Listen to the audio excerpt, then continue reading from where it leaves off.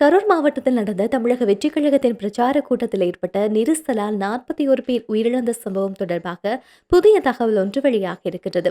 அன்றைய தினம் அந்த கூட்டம் மதியம் 12 மணி முதல் 3 மணி வரை நடைபெறும் என்று தகவல்கள் பரப்பப்பட்டது. ஆனால் பல இடங்களை கடந்து வந்த நடிகர் விஜய் அங்கு வர தாமதமாகி இருக்கின்றது. இதனால் தான் கூட்டம் கட்டுக்கடங்காமல் போய் மக்கள் சிக்கிக் கொண்டதாக சொல்லப்படுகின்றது.